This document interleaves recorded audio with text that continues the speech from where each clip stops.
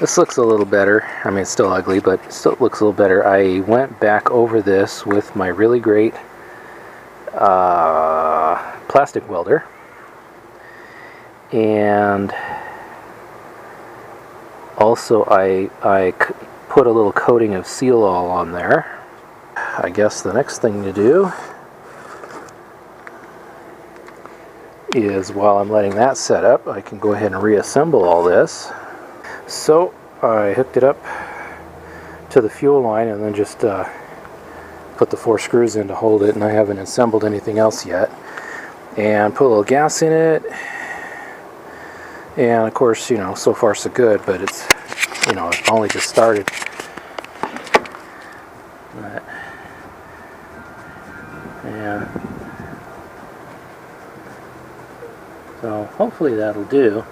I think what I'll do in the meantime is hook a few things up temporarily so that I can start it long enough to verify that the blades actually spin and the mower deck actually does work.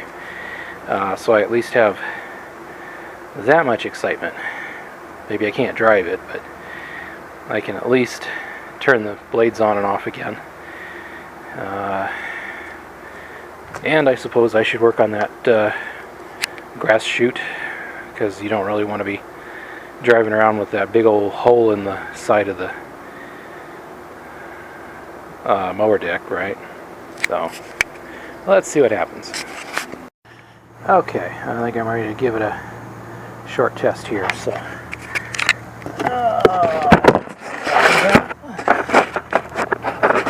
we go.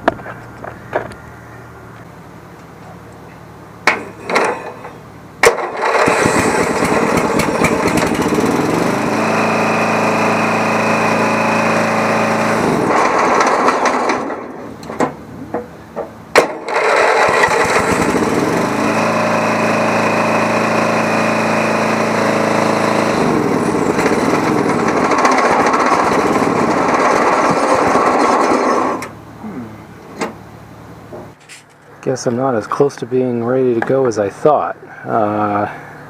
While I was taking the dashboard back off, the ignition key mechanism kind of exploded, and yeah, I'm pretty sure there's supposed to be a ball bearing or something. I don't know if I'll be able to get that back together or not. So it looks like I may have to wait until I get a new ignition switch. Which I doubt is the reason why the engine is cutting out whenever we turn the blades on. I'm pretty sure it's electrical. It doesn't sound like the engine is bogging down. It sounds like it's immediately losing spark, which would say that for some reason there's a kill switch activating for some reason. Well, I poked around a little, and by some miracle I found the second spring, so the only thing I'm missing now are the 2 ball bearings. So I decided this might have a chance after all, because I happen to have a little stash of ball bearings. So I just need 2 that kind of fit in there. Okay, I think I got it. What was throwing me off is that this post has a B on it, and that post has a B on the other side. So they can't both come from the battery.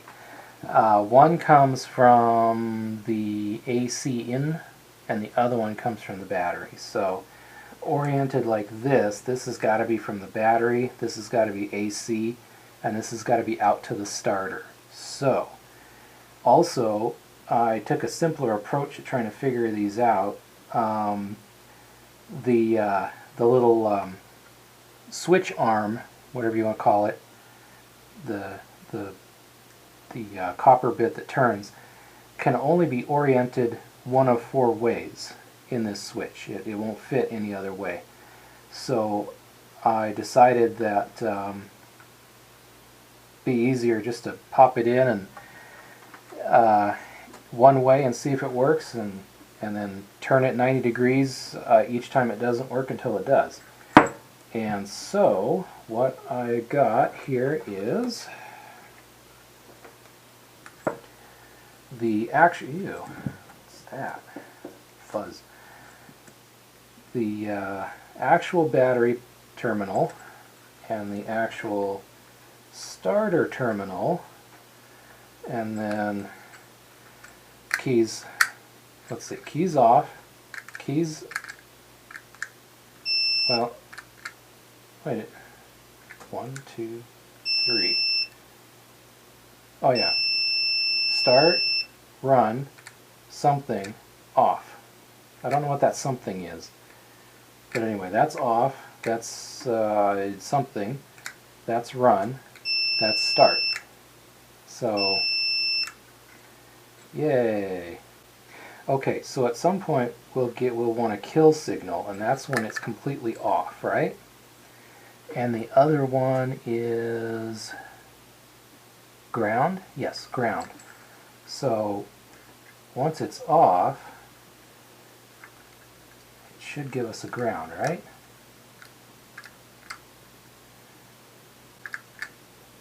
Maybe this isn't the right position. Maybe I need to change it 180. Alright, and then now we've got ground and kill. So if we turn it off, ha-ha! So that's off, kill. Alright. Okay, I think we got it now.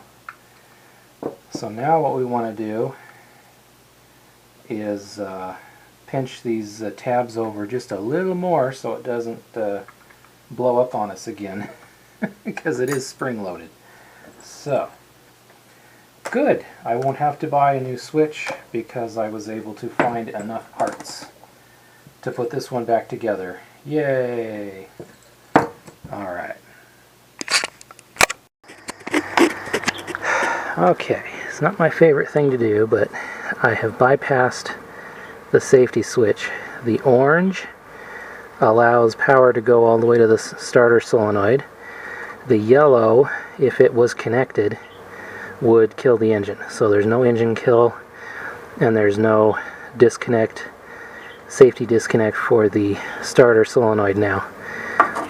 So that means there shouldn't be any way for the electrical system to kill the motor when I engage the blades.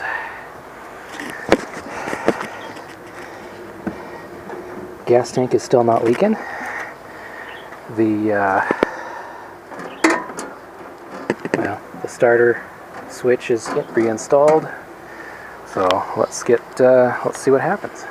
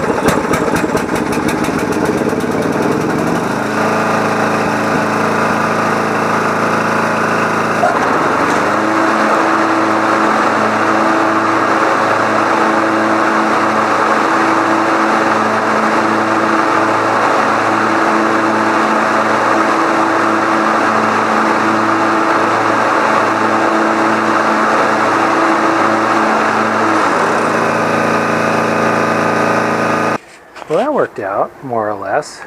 I'm gonna have to work on that some more. The ball bearings seem to have gone out of place because it's just flopping around now, so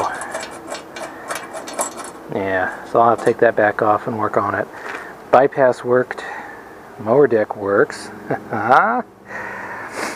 and yeah, still have something going on with the carburetor.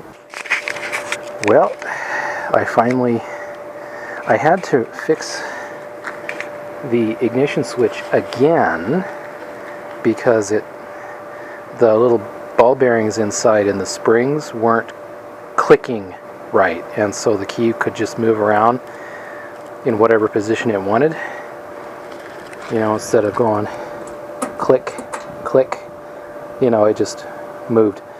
When I open it up, those little brass springs were discolored and compressed. Everything was still where it was supposed to be.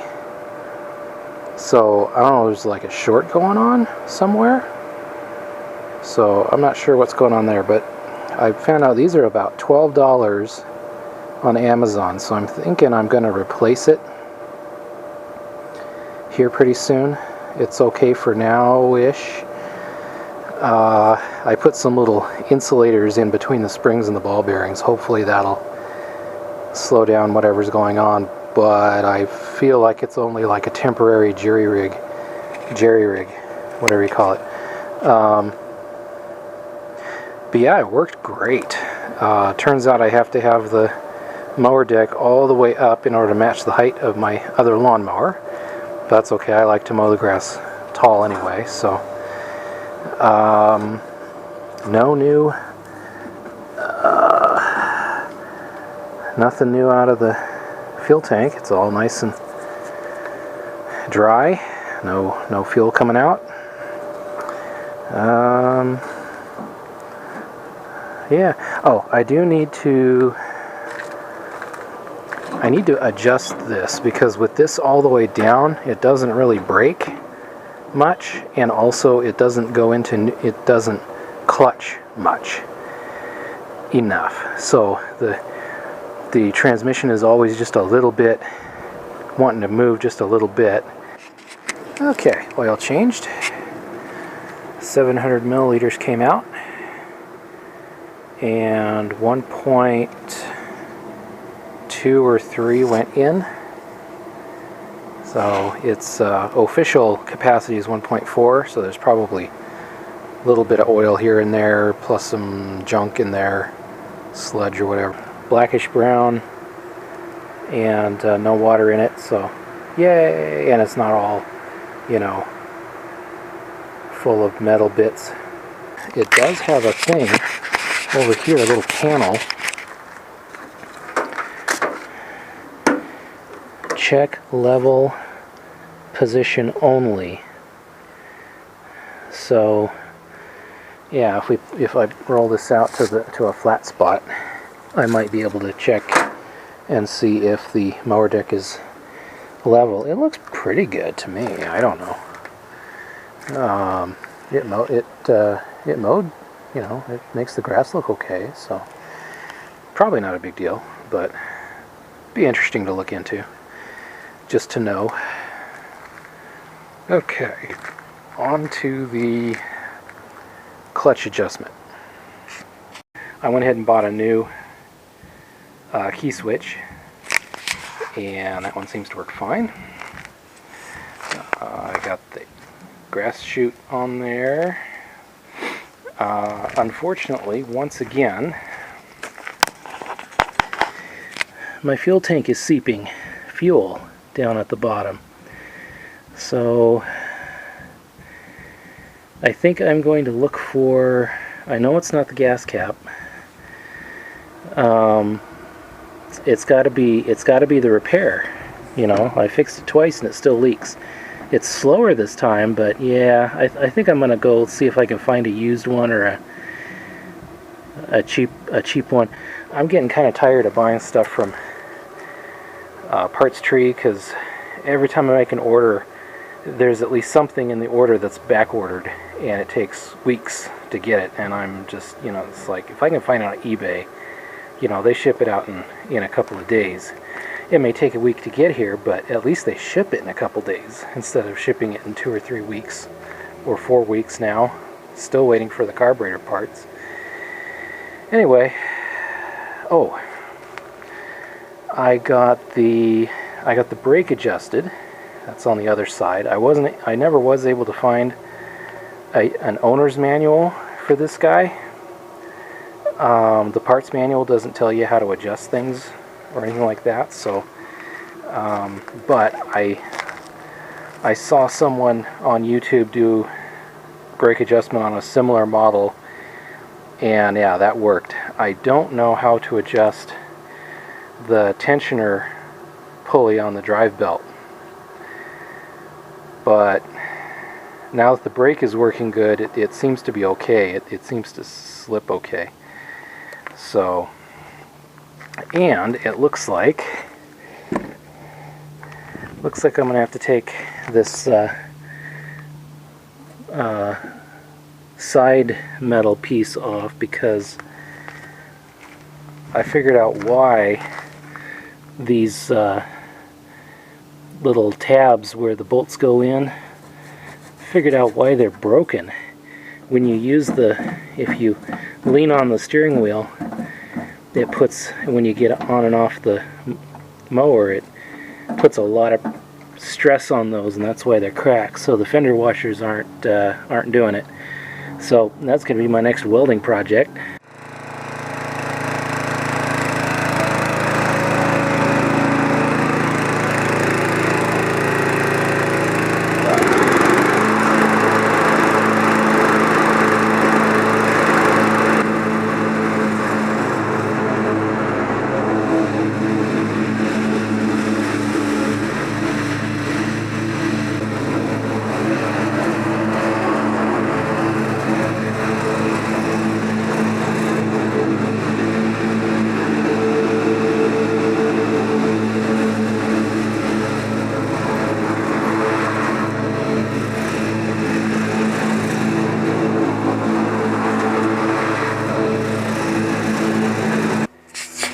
Well, something went wrong. I'm not sure what, but it pretty much won't reverse now at all, and it really doesn't want to go forward. And I think it's, well, anyway, the mower deck makes a horrendous sound when you engage it, but the blades turn. But then something went ka-funk, and a whole bunch of smoke started coming out from underneath the engine, and at that point I decided just to park it. So I'm gonna have to come back and see what's going on under there, but later. Okay, well, see what happened now. Well, a couple things happened. All these bolts got loose, or were loose. Maybe I forgot to tighten them up, I don't know. But went and took these two out, hi cat, so that I could pull the belt guards off.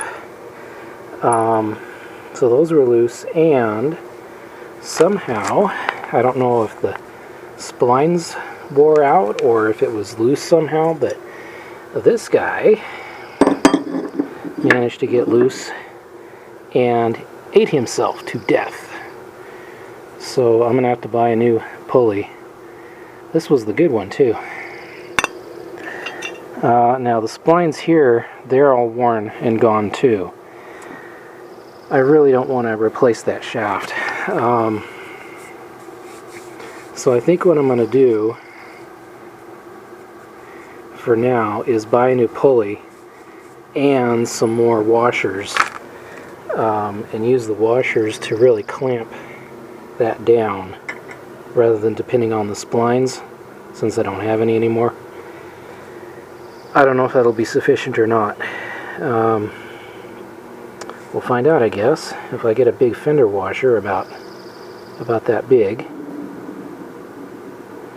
for the other side, then this spacer should squash that down. So because that was that way, I decided to check the other side.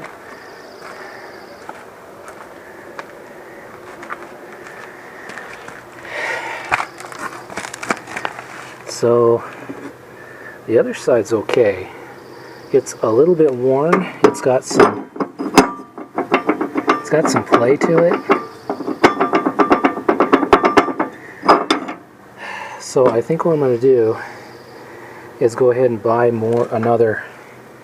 another spacer for that guy too, and maybe a big fender washer, and so I can clamp that down real good, so it's not totally dependent on the splines since they failed on the other side. But fortunately the belt seems to have survived, and the drive pulley, tensioner pulley, I guess, or idler tensioner pulley is okay. And both shafts turn just fine, so I think that is the problem. I don't know why those bolts got loose like that. I went through and checked all these bolts, and they're fine. So on this side, so I'm going to keep an eye on that. The other problem I had, I don't know if you can see in there, but right, I can't see in there. Where'd it go? Oh, right here. This nut here, I think, is what adjusts the drive belt tension. And I remember I loosened that up between the first time I rode it and the second time I rode it. And the second time I rode it, yeah, there's like not enough tension on the belt. The belt keeps slipping, so I'm going to tighten that back up. At the time I thought it was too tight because if you put it in gear but the brake isn't working, it wants to move forward anyway. Now that the brake has been adjusted, that doesn't seem to be any kind of a problem, but now I think it's too loose. So I'm going to tighten that back up, and hopefully that will do the trick. And so hopefully those two issues will then be resolved. We'll see. I'm going to go ahead and call this video done, because I think I got plenty of footage to share an update. So with that, I'm going to sign off here for this video, and I hope you enjoyed it, and thank you very much for watching. Look at that. That's just nasty.